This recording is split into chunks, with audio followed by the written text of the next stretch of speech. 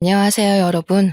저는 평소에 이 채널을 자주 보던 시청자입니다. 평소에 열심히 다른 분들의 사연만 주구장창 듣다가 제가 겪었던 아주 서러웠던 일들을 풀어보려고 해요.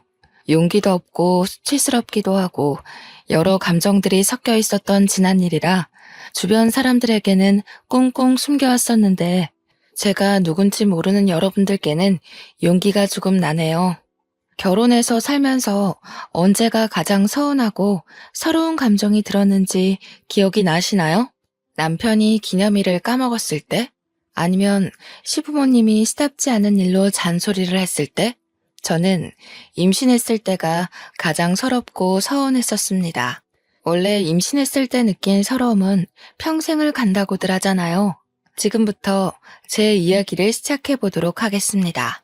지금의 저는 40을 바라보는 30대 후반에 접어든 나이이지만 20대 시절의 저는 정말 예뻤어요. 제 스스로 예쁘다 하고 느끼는 게 아니라 정말 주위에서 너는 예뻐서 좋겠다, 예뻐서 부럽다 할 정도로 괜찮은 외모를 가지고 있었습니다. 친구들이랑 술을 마시러 나간다거나 아니면 약속이 있어서 밖에 나가면 꼭 번호를 물어보는 남자들이 한둘은 있을 정도로 화려하고 예쁜 외모를 가지고 있었습니다. 물론 지금도 크게 못나진 건 아니지만 확실히 젊음이라는 게 예쁨을 더 돋보이게 하는 것 같긴 하더라고요. 제가 20대 초중반에 신나게 연애도 즐기고 나가서 놀고 하다가 어느 날 문득 그 생활 자체가 너무 귀찮고 재미가 없더라고요. 그때 처음 저는 컴퓨터 게임이라는 것에 빠져들기 시작했어요.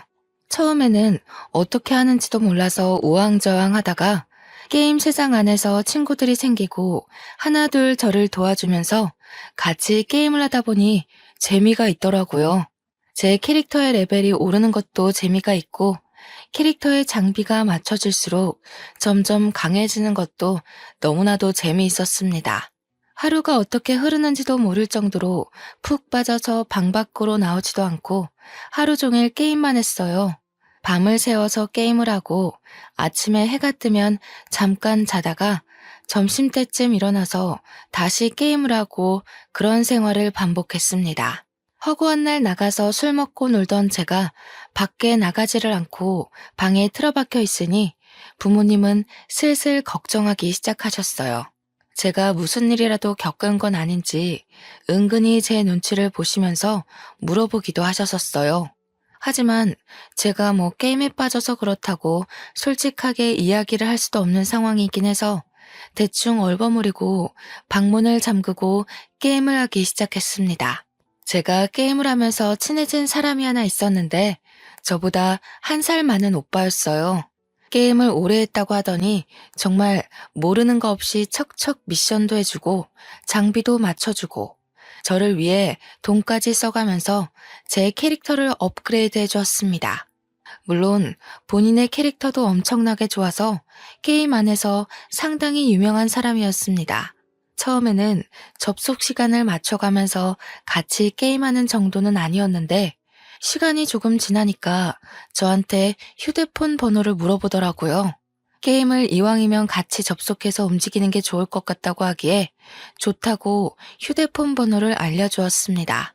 그렇게 하루 24시간 중에 18시간 같이 게임을 하면서 지내다 보니까 서로에 대해 많은 것을 알게 되었습니다. 보통 잠은 몇 시간을 자는지, 취미는 게임이고 직업은 뭔지, 어떤 삶을 살아왔는지 같은 이야기들 말입니다. 그걸 게임하면서 중간중간 썰을 풀듯 이야기를 하다 보니까 자연스럽게 서로에 대한 깊은 이야기들을 나누게 되었어요. 당연한 수순으로 정이 들었고 게임에 접속하지 못하는 날이 생기면 기다리게 되고 마음 한구석이 허전해지더라고요. 제 이야기를 들은 친구들은 남자친구가 없어서 그런 마음이 생기는 거라고 소개팅이라도 하라고 했지만 이상하게 싫었습니다. 게임 캐릭터 때문에 알게 된 사람이지만 이미 정이 많이 들어서였을까요? 다른 남자를 만난다는 게 좀 바람 피우는 것 같은 느낌이 들었어요. 한마디로 저는 게임 속 세상에서 알게 된 사람과 연애를 하고 있는 듯한 기분을 가지게 된 거죠. 그러다 보니 게임 캐릭터가 아닌 이 사람의 진짜 얼굴이 문득 궁금해지는 게 아니겠습니까?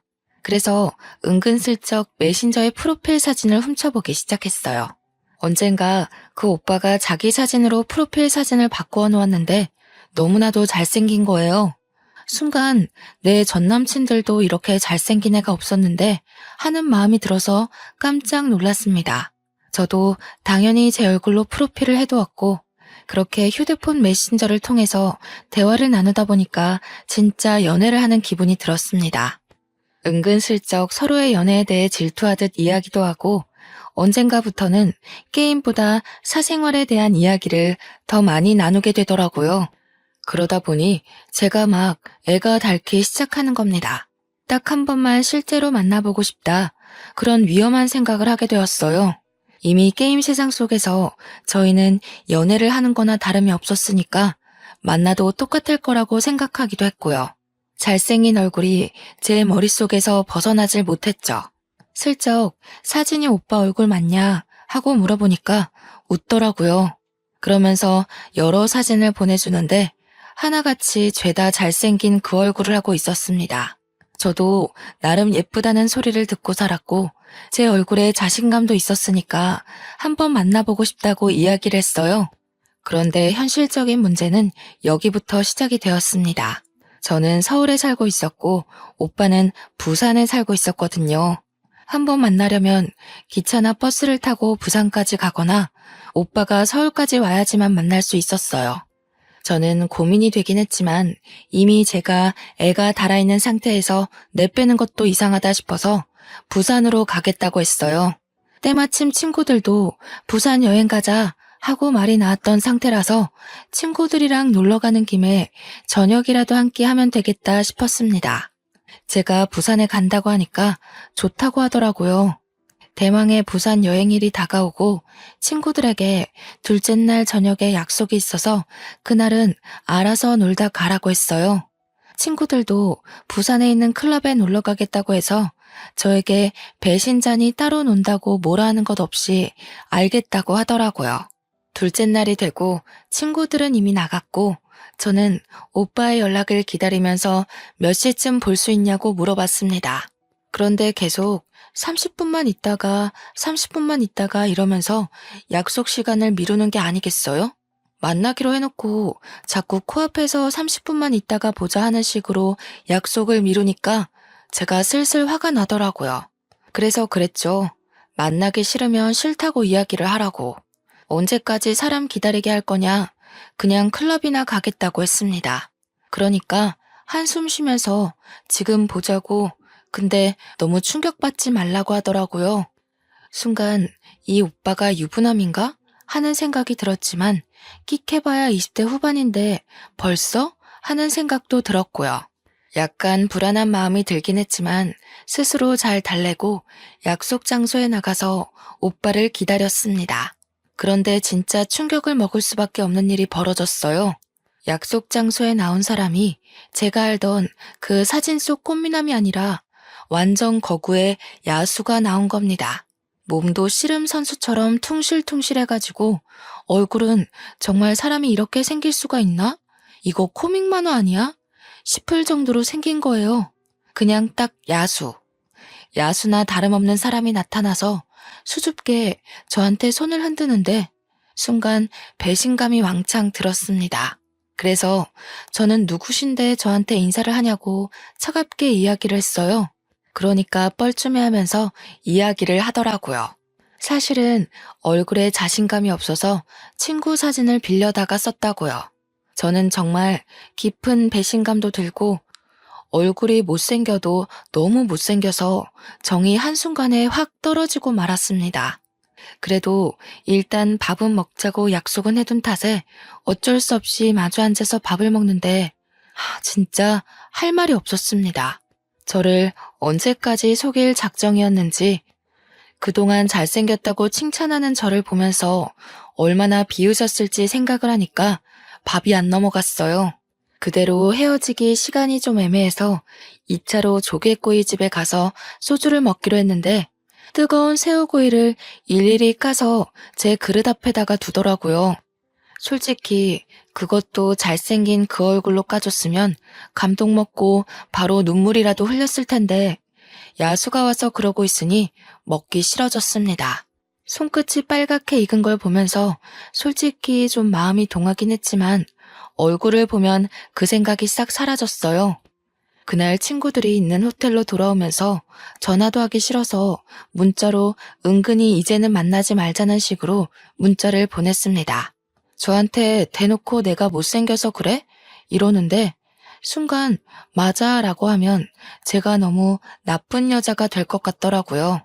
그래서 그냥 성격이 좀 안 맞는 것 같다고 돌려서 이야기를 했어요. 그런데 부산에 다녀와서도 게임 속에서 자꾸 저를 챙기는 게 아니겠어요? 저야 뭐 따라다니기만 하면 척척 장비가 생기니까 편하긴 했지만 얼굴도 이미 마주한 상태에서 딱 잘라내고 싶었기에 좀 불편했어요.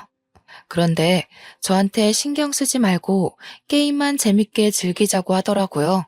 그래서 에라 모르겠다는 심정으로 열심히 게임만 즐기기로 마음을 먹었습니다. 세상에 그런 속담이 있잖아요. 10번 찍어서 안 넘어가는 나무 없다고. 제가 딱 그 꼴이었습니다.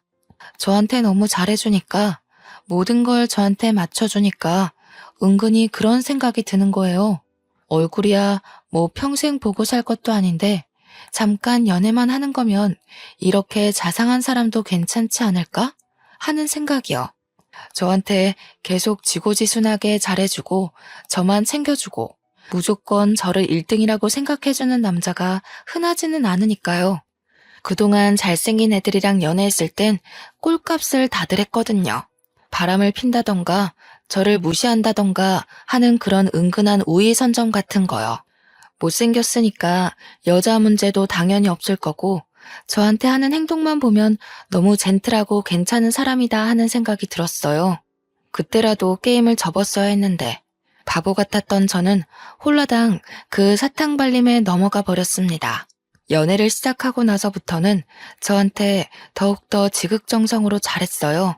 서울에서 부산 장거리 연애였음에도 불구하고 한 달 중에 보름을 서울에 와서 지냈거든요. 제가 지나가는 말로 와 저거 예쁘다 하면 꼭 선물로 안겨주고 데이트할 때도 저한테 돈 한 푼 못 내게 했습니다. 그렇게 8개월 동안 시간 가는 줄도 모르고 친구도 안 만나고 연애만 즐겼어요. 얼굴은 자꾸 보니까 어느 순간부터 익숙해지더라고요. 세상에 제 중심으로 돌아가는 남자친구를 보니까 30의 나이에 이 사람이랑은 결혼해도 괜찮겠다 싶었습니다. 때마침 친척이 서울에서 사업을 하는데 남자친구가 거기 취직을 하게 되었다며 서울에 집을 구했다고 했어요. 소형 아파트긴 하지만 집에서 전세로 구해다 줬으니 몸만 오라고 웃으면서 이야기를 하는데 혹했습니다. 집에도 만나는 남자친구가 있다고 말을 해두었고 남자친구네 집에서도 저를 만나는 걸 알고 있어서 서울로 취직하는 걸 말리지 않았다고 했어요. 은근히 같이 지내는 시간이 많아지니까 아예 같이 살고 싶다고 이야기를 하더라고요. 그래서 양가의 허락을 받고 결혼을 준비하게 되었습니다.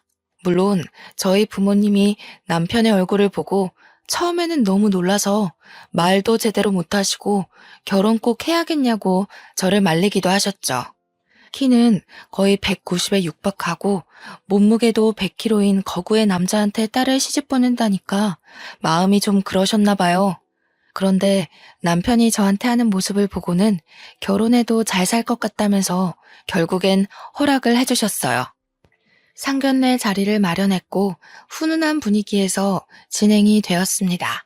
경상도 집안에 누나가 둘이나 있는 남편의 가정 환경이 은근 걱정되긴 했는데 신우들이 정말 좋은 사람들이었어요.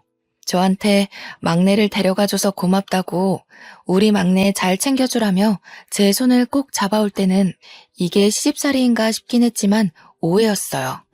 정말 순수한 마음에서 저에게 고맙다고 인사를 한 것이더라고요. 양가 분위기 훈훈하고 집 문제도 해결됐으니 식장만 잡아서 결혼하면 끝이다 싶었습니다. 결혼식도 일절 저에게 맞춰주시겠다고 돈만 주시겠다고 해서 완전 땡 잡았구나 싶었죠. 저한테 예물도 엄청 잘 챙겨주셨고요. 결혼식은 정말 축복의 끝이었어요. 미처 몰랐는데 남편네 집이 정말 대가족이었더라고요. 경사 났다고 온 가족이 출동해서 저한테 용돈도 다 챙겨주시고 결혼해서 너무 보기 좋다고 축하를 아끼지 않으셨습니다.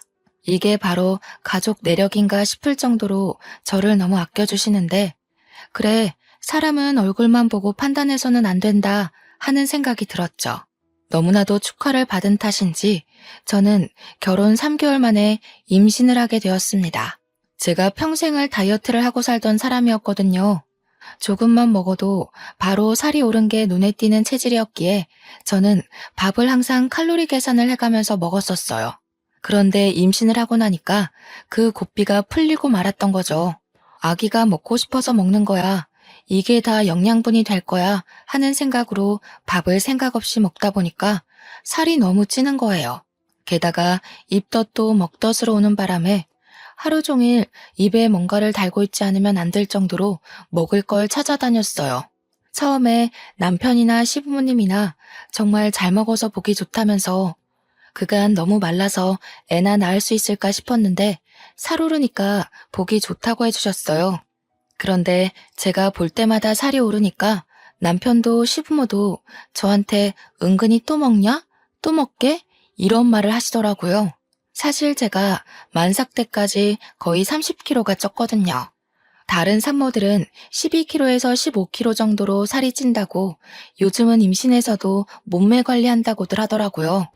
병원에서도 저한테 오죽하면 임신 당뇨가 올 것 같다면서 먹을 거를 좀 줄여야 한다고 했을 정도였습니다.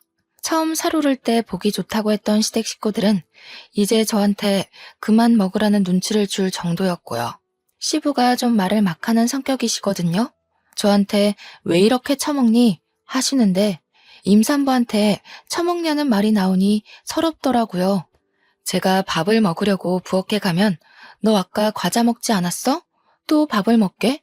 하면서 눈치를 주고 밥 먹고 나서 후식으로 과일이라도 먹으려고 하면 이게 다 당분인데 또 먹게? 하면서 남편이 자꾸 꼽을 주는 겁니다. 저한테 뭐라고까지 했는지 아세요? 볼 건 얼굴밖에 없었는데 너도 이제 한물 갔다. 이러는 게 아니겠어요. 시부는 제가 시부 생신 때 무거운 몸을 이끌고 축하드리겠다고 부산까지 갔는데 걷는 게 뒤뚱뒤뚱 하다면서 하마 같다고 놀리시는 거예요. 순간 수치심에 눈물이 핑 돌고 자존심 상해서 울고 싶지는 않고 남편은 진짜 숨 넘어가게 웃고 미친놈인 줄 알았어요. 제가 아무 말도 못하고 있자 작은 신우가 대신 화를 내주었어요. 그러자 시부가 콧방귀를 뀌면서 가족끼리는 그럴 수도 있지 않냐 이러는 게 불편하냐고 저한테 계속 대답해 보라고 하셨어요. 그래서 저도 용기 내서 말했죠. 좀 불편합니다 하고요. 그러니까 시부가 막 얼굴이 시뻘개져서는 노발대발 하시더니 하나뿐인 며느리가 이쁨 받을 줄도 모르는 애라면서 화를 내시더라고요. 아니 언제는 솔직하게 말하래서 솔직하게 말한 것뿐인데 진짜 시무는 그런 제가 마음에 걸렸는지 살쪄도 너무너무 예쁘니까 더 먹으라고 반찬 밀어주시고 시누이들도 제 편을 들어줬어요. 임신했을 때 서러운 기억이 얼마나 오래 가는지 아냐면서 임신했을 때 잘 먹어야지 하고 남편한테 눈치도 팍팍 주시고요. 그랬더니 남편 놈이 제가 먹을 걸 다 먹어서 자기가 살이 빠지고 있다는 말도 안 되는 소리를 하더라고요. 100kg였던 남편. 살이 더 쪘으면 쪘지 절대로 두 자릿수 내려온 적이 없었거든요. 오히려 살을 빼야 하는 수준인데 그런 식으로 이야기를 하니까 너무 기분이 나쁜 거예요. 살이 1kg라도 빠져서 99kg만 됐어도 제가 그냥 무시해야지 했을 텐데 저 만나고 단 한 번도 두 자릿수가 된 적이 없었던 사람이었거든요. 제가 기분이 너무너무 나빠서 서울에 돌아오면서 나 앞으로는 몸 무거워서 부산에 못 가겠다. 너무 힘들다 했어요. 그러면서 오빤 왜 자꾸 나한테 살쪘냐고 뭐라 하냐고 내가 그냥 먹기만 해서 찐 게 아니라 애가 생기면서 호르몬 때문에 이렇게 된 거 아니겠냐고 서러움을 토로했죠. 남편이 저를 한번 힐끗 보더니 다른 산모들은 죄다 10kg에서 조금 더 찐다는데 너는 무슨 새쌍둥이 가진 사람처럼 쪘잖아. 하는 거예요. 먹는 거 다들 조절하고 다들 살 안 찌려고 노력하고 한다는데 자기가 잡힌 어장 속 물고기 같냐면서 자기한테 잘하래요. 까먹으셨을까봐 다시 한번 말씀드리지만 제 남편 진짜 누가 봐도 정말 못생겼어요. 진짜 너무너무 못생겨서 얼굴을 마주하고 밥도 먹기 싫을 정도로 못생겼어요. 그런데 지 주제도 모르고 뭘 잘하라고 이야기하는 건지 진짜 다시 생각해도 어이가 없네요. 아무튼 임신 기간 내내 제가 서운함이 쌓이고 쌓여있는 와중에 시부모가 저 만삭이라고 겸사겸사 서울에 올라왔어요. 그런데 만삭 때 몸이 어떤지 다들 아시죠? 조금만 걸어도 다리가 퉁퉁 붓고 몸이 무겁고 허리가 당기고 어깨도 아프고 오래 걷는 게 힘들고 지치고 숨만 쉬어도 죽겠는 몸을 하고 있는데 시부가 자기 쇼핑을 좀 시켜달라고 하는 겁니다. 부산에도 번쩍한 백화점이 많은데 굳이 서울에 와서 쇼핑을 하겠다는 이유가 뭐겠어요? 저한테 돈 내달라 이 말이 하고 싶은 거였겠죠. 우리 아기 옷은 한 번도 사준 적이 없으면서 저 끌고 백화점 가가지고는 빨리 걷지도 못한다고 궁시렁거리면서 이거 사달라 저거 사달라 하는데 진짜 난리더라고요. 제가 없는 돈으로 전전긍긍하면서 쇼핑을 시켜드리니까 시무가 보다 못해서 시부를 말렸어요. 얘네 이제 곧 애기 태어나면 들어갈 돈도 많은데 왜 자꾸 돈 쓰게 시키냐고. 시부한테 한마디 하니까 백화점 한복판에서 시부가 저를 확 째려보는 겁니다. 그러더니 야, 내가 며느리한테 이것도 못 받냐? 이게 1,000만 원짜리도 아닌데 왜 그래? 하시는데 주위 사람들 다 쳐다보고 저보고 그 정도 능력도 없냐고 남편이 벌어다 준 돈 어디다 다 쓰고 왔냐고 하시는 거예요. 누가 들으면 남편이 정말 월급 1,000만 원쯤은 턱턱 가져다 주는 사람인 것 같지 않나요? 우리 남편 친척네 사업체에서 낙하산으로 겨우 들어가 일하면서 월급 300만 원 받아오는 처지인데요. 제가 건물을 가지고 있는 것도 아니고 만삭 임산부가 돈이 있어봐야 얼마나 있겠어요. 서운한 건 둘째치고 백화점 한복판에서 저러니까 너무 속상하고 부끄러웠어요. 그렇게 출산일이 다가오고 진통이 생각보다 빨리 와서 바로 출산 준비를 했어요. 첫 출산은 오래 걸린다더니 정말 하루를 꼬박 앓고 아이를 건강하게 무탈하게 출산했습니다. 우리 부모님 한달음에 달려오셔서 제 몸부터 살펴봐 주시고 저한테 잘했다, 고생했다 하시면서 눈물을 흘리셨어요. 그러는 동안 저희 남편은 뭐 하고 있었는지 아세요? 뒤에 소파를 떡하니 차지하고는 코 골면서 자고 있었습니다. 남편이 소파를 차지하는 바람에 부모님은 내내 앉을 자리 없이 서 있어야 하셨고요. 뒤늦게 오신 시부모님이 코 고는 남편 보고 헛기침을 하시더라고요. 저희 부모님 눈치가 보였는지 시모가 남편을 깨우려고 하니까 시부가 왜 깨우냐고 내버려두라고 하더라고요. 우리 부모님이 불편한 기색을 보이니까 좀 조용히 이야기하소. 우리 아들 깨요. 하는데 저 진짜 우라통이 터져가지고 혼났네요. 시모가 놀래서 여보 이러면서 우리 며느리가 고생했지 저놈이 한 게 뭐가 있냐고 당장 깨우라고 하는데 시부가 바깥일 하고 온 아들 불쌍하지도 않냐고 주말이라서 출근도 안 했고 밤새 게임하느라 저렇게 처자고 있는 건데도 말이죠. 우리 부모님도 뭐라 더 할 말이 없으신지 남편은 쳐다보지도 않으시고 저만 챙겨주셨어요. 시부는 아나무인처럼 아들 편들고 시모만 가운데서 계속 제 눈치 보랴 친정 부모님 눈치 보랴 바쁘셨어요. 조리원에 가서도 남편은 완전 무신경의 극치였습니다. 가서도 내내 휴대폰 보느라 애가 모유 수유를 하러 방으로 올라왔는데도 신경도 안 쓰더라고요. 게임이 아무리 즐거워도 자기 새끼가 태어나서 방에 올라오는데 눈길 한 번 안 줄 수가 있나요? 제가 신경질을 자꾸 내니까 자기도 짜증이 난 건지 뭔지 괜히 저한테 더 틱틱거리더라고요. 저한테 뭐라는 줄 아십니까? 제가 마사지를 받으러 가니까 저 대신 자기가 한 번만 받으면 안 되겠네요. 일하고 게임하고 하느라 어깨도 아프고 몸도 찌뿌둥하다면서 마사지 5번이나 받을 건데 그중 한 번만 양보를 하래요 글쎄. 제가 너무 열이 받아서 너 그냥 집에 가라고 얼굴 보기도 싫으니까 그냥 집에 가서 너 하고 싶은 거 하고 있어라. 나 조리원에서 혼자 좀 쉬자 했습니다. 보통은 그렇게 이야기하면 아, 내가 잘못했어. 이 말이 먼저 나와야 하는 거 아닌가요? 그러니까 바로 오, 그래? 하고 짐 싸서 집으로 가버리는 거예요. 오죽하면 조리원 동기들이 제가 미혼모인 줄 알고 처음에 말 걸기가 좀 그랬대요. 혹시라도 눈치 없이 남편 이야기라도 하게 되면 제가 눈치 볼 줄 알았다는 거였죠. 근데 남편이 없으니까 또 나름대로 편하더라고요. 먹는 걸로 눈치 주는 사람도 없고 옆에서 내내 게임하다가 코 골며 잠드는 인간 없으니 속이 시원했어요. 2주일 동안 푹 쉬고 애랑 같이 집으로 돌아오고 나서부터 진짜 전쟁이 시작되었습니다. 남편은 애가 울어도 핸드폰을 손에서 놓지 못하고 있지, 저는 젖병 삶아야지, 기저귀 치워야지, 거기다가 밥까지 차려야지. 애는 시도 때도 없이 울고불고 하는데 분유 잘 먹이고 트림 제대로 못 시켜서 와르르 다 토해버리지. 그거 치우고 있는데 남편 놈은 옆에서 밥 언제 주냐고 저한테 배고프다고 난리지. 제가 너무 열이 받아서 남편한테 소리를 꽥 질렀습니다. 네가 좀 차려 먹어라 제발. 너는 손이 없냐 발이 없냐? 내가 애 보는데 네 밥까지 차릴 정신이 어디 있겠냐고 집안 꼴 좀 보라고. 다른 집 남편들은 밥도 차려줘, 쓰레기도 버려줘, 애도 봐준다는데 도대체 네가 집에서 하는 게 뭐가 있냐고 고래고래 소리를 질렀어요. 그러니까 저한테 손목에 차고 있던 시계를 풀어서 던지는 게 아니겠어요? 제가 너무 놀래서 입을 떡 벌리고 남편을 쳐다보니까 그제서 지도 좀 오바했다고 느낀 건지 A씨 이러면서 집을 나가더라고요.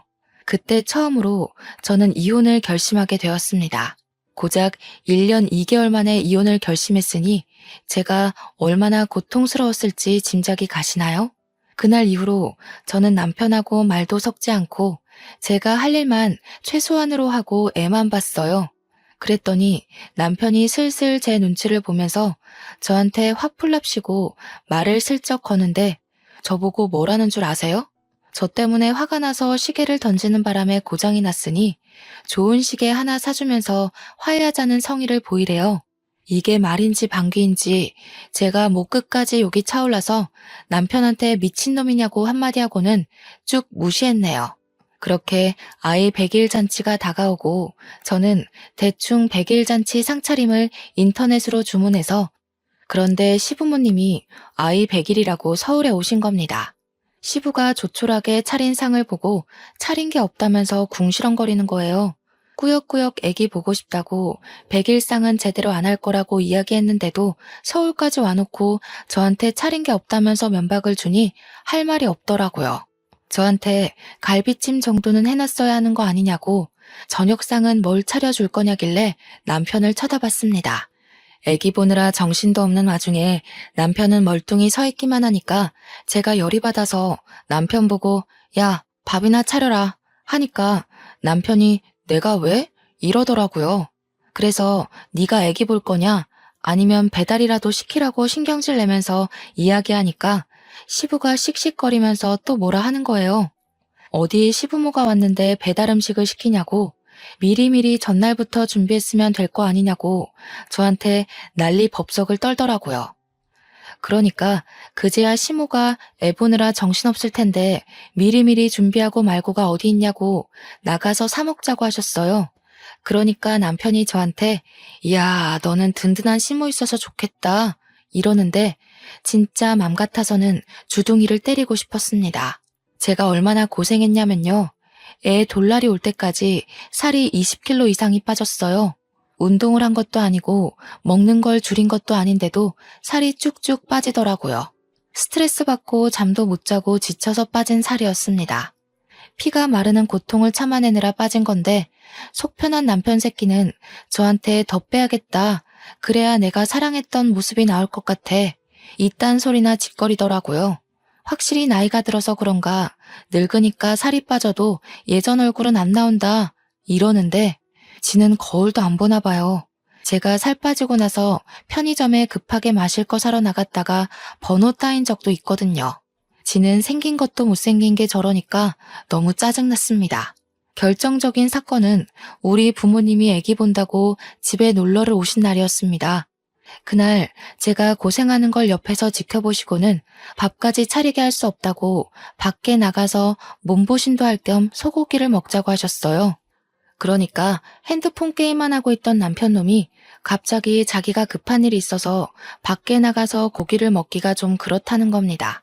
세상에 주말 저녁에 바쁜 일이 뭐가 있길래 저렇게 이야기를 하나 싶어서 제가 물어봤어요. 무슨 일이냐고요. 그러니까 저한테 쓱 오더니 게임하는 사람들끼리 뭐 사냥을 하기로 했다면서 밖에 나가서는 게임을 못하니까 안 된다는 겁니다. 제가 너무 어이가 없어서 남편 보고 너 하나 빠진다고 큰일 나는 거 아니지 않냐고 우리 부모님까지 오셨는데 이게 무슨 태도냐고 했죠. 남편이 한숨 푹 쉬면서 네가 이 게임을 몰라서 그렇지 사냥 한번 하면 장비가 얼마나 대단한 게 나오는지 아냐고 저를 무슨 멍청이 취급을 하는 거예요. 아이템 필요한 걸 모으기도 해야 되고 팔면 다 돈이 되는 거라면서 못 가겠대요. 그랬더니 우리 부모님한테 그냥 집에서 라면이나 끓여 드시죠? 이러는 게 아니겠어요. 우리 부모님이 기가 막혀서 그게 무슨 소리냐고 그럼 자네는 집에 있으라고 우리 딸 데리고 소고기 먹고 오겠다면서 저보고 나가자고 하셨습니다. 그랬더니 남편이 그러면 자기가 양보할 테니 소고기 좀 싸와서 집에 와서 구워달래요. 진짜 미친놈 맞죠? 제가 빡쳐서 대꾸도 안 하고 부모님 모시고 나와버렸어요. 제 표정이 너무 안 좋고 그러니까 부모님도 한숨만 쉬시고 제 눈치만 보시더라고요. 아기 보러 온 좋은 날인데 이런 꼴만 보여드려서 저도 진짜 속상했습니다. 아빠도 화가 잔뜩 나셨는지 입을 꾹 다무시고 있는데 나중에는 저도 눈치가 보이더라고요. 엄마가 저한테 평소에 도대체 어찌하고 사는 거냐고 한마디 딱 하시는데 그때부터 눈물이 막 쉴 새 없이 떨어지는 거예요. 정말 예쁘다고 어딜 가도 빠지지 않던 딸인데 이런 취급받으면서 사니까 부모님 속은 어떻겠어요?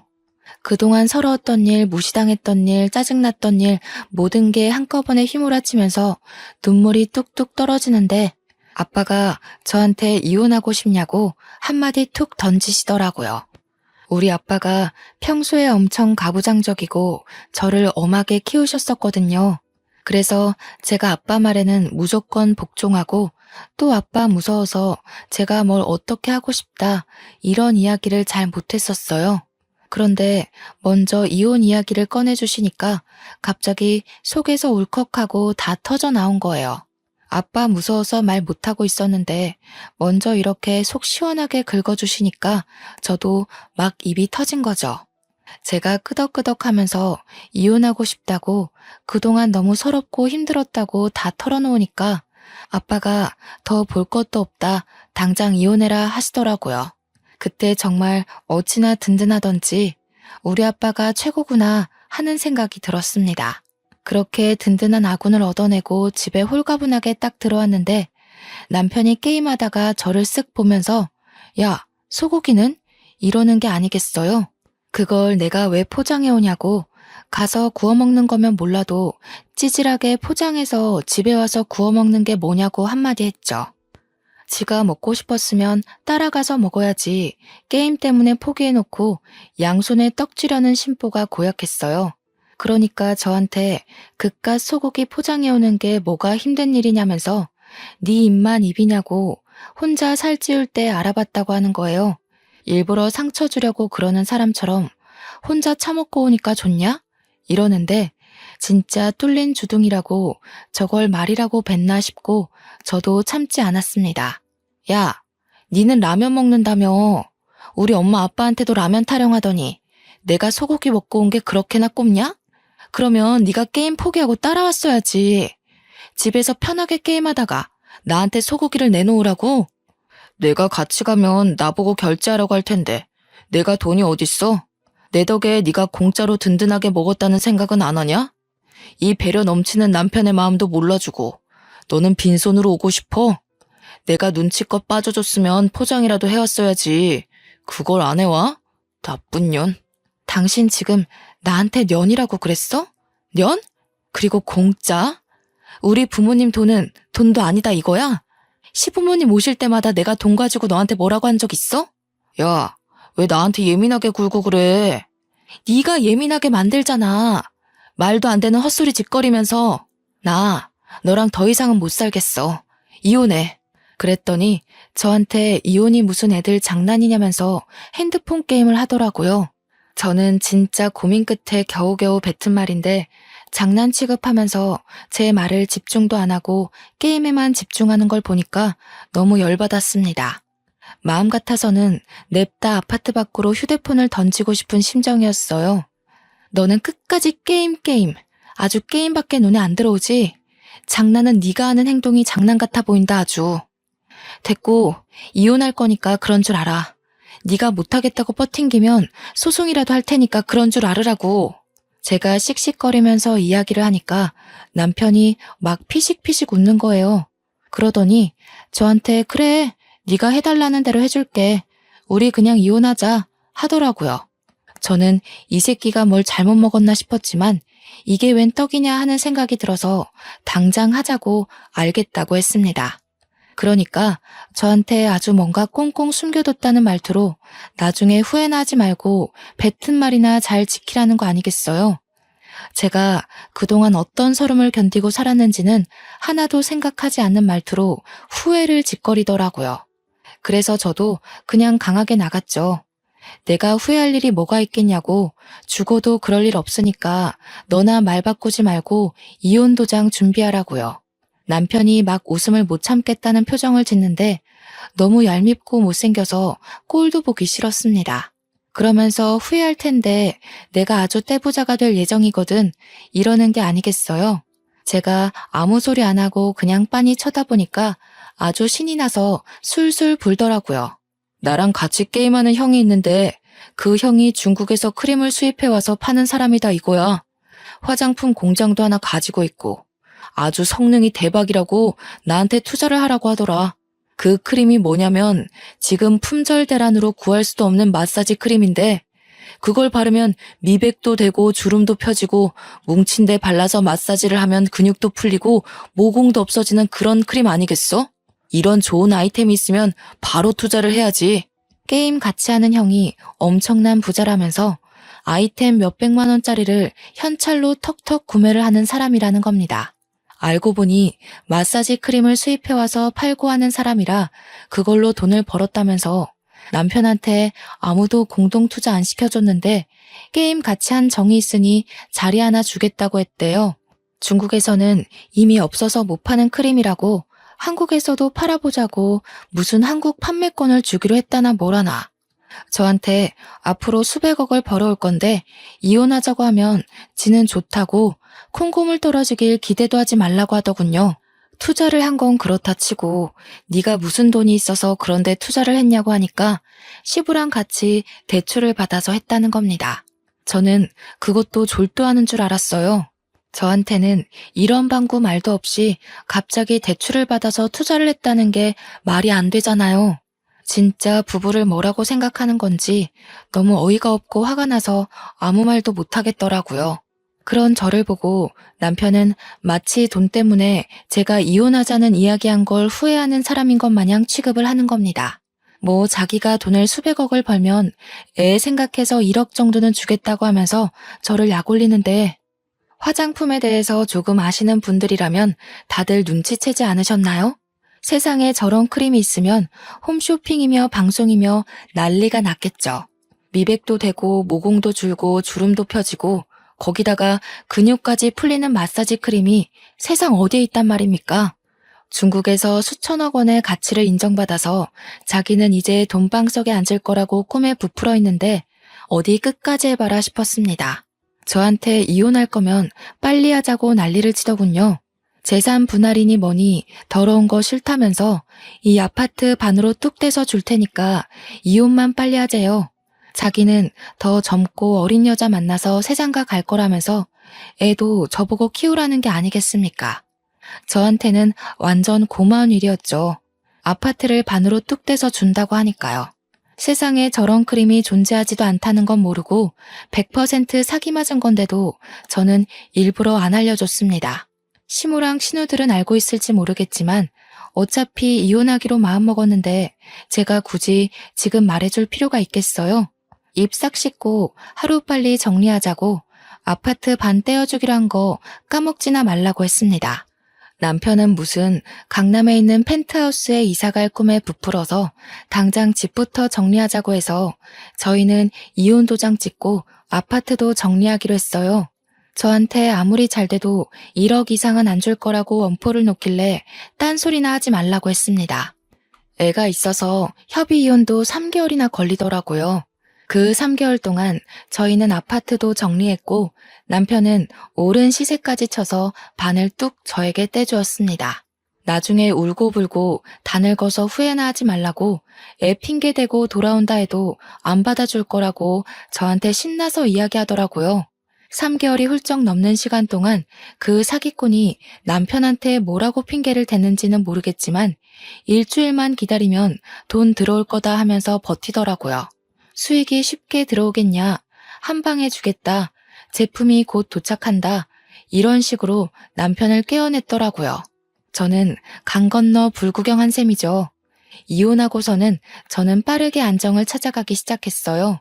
꼴도 보기 싫은 인간이랑 떨어지니 세상 여유가 생기더군요. 친정에서도 아이 봐주는 걸 도와주시고 저는 6개월 만에 취업이라는 걸 할 수 있게 되었습니다. 뭐 대단한 회사는 아니지만 그래도 제 날짜에 월급이 따박따박 나오는 곳이었어요. 저도 이제 혼자 아이를 키우려면 경제적인 독립이 필요하긴 했으니까 내 평생 직장이다 생각하고 다니기로 마음먹었죠. 그렇게 시간이 흐르고 흘러서 전 남편의 소식을 전해 듣게 되었습니다. 사기꾼은 제가 취업을 할 시기쯤에 결국 잠수를 타버렸다고 했습니다. 남편이랑 시부는 대출을 1, 2천 받은 게 아니라 둘이 합쳐서 1억을 좀 넘기는 금액을 받았다 했어요. 그 돈을 들고 튄 사기꾼 잡는다고 남편은 다니던 회사도 그만두고 시부랑 전국 방방 곳곳을 돌면서 죽는다는 소리를 했대요. 경찰 수사를 맡겼다고 하는데 그런 사기꾼들은 잡는 것도 쉽지 않다고 하더라고요. 나중에 시모한테서 죽는 소리 들려서 이야기를 더 들어보니 우리 신혼집 정리했던 돈도 추가로 다 쏟아 부었대요. 그러니까 1억 조금 넘는 돈인 줄 알았더니 거의 5억 넘게 투자를 했던 거죠. 세상에 그런 크림이 있었으면 사기꾼 입으로 듣기 전에 입소문이 났겠죠. 만병통치약도 아니고 그런 크림이 어떻게 존재하겠습니까? 시모나 신우들만 알았어도 사기라고 이야기를 해주었을 텐데 시부나 남편이나 돈 욕심이 나서 가족들에게도 말을 안 한 거죠. 저는 이때다 싶어서 양육비 지급 소송을 냈고요. 내용 증명도 보냈습니다. 문자로 1억 주니 뭐니 하더니 사기 맞았다며? 하면서 염장도 지르고요. 남편은 집에서도 죽일 놈이 됐는지 저한테 새벽에 문자로 자니? 하고 뜬금없이 보내더라고요. 차단하니까 다른 번호로도 연락 오는데 다 차단하니까 계좌에 이런식 보내면서 사랑했다, 보고 싶다, 다시 만나주라 연병을 하더군요. 그것도 스토커 처벌법으로 처벌이 되더라고요. 그래서 경찰 신고하고 조사받게 해주었습니다. 접근금지 신청하고 양육비나 지급하라고 매달 소장 보내고 있고요. 저는 스트레스도 사라지고 일하면서 바쁘게 지내니 예전 몸매로 돌아오더라고요. 살도 빠지고 활력 있게 사니까 주위에서 소개팅 시켜준다부터 시작해서 번호를 따가는 사람들도 있고 대시하는 사람들도 있어요.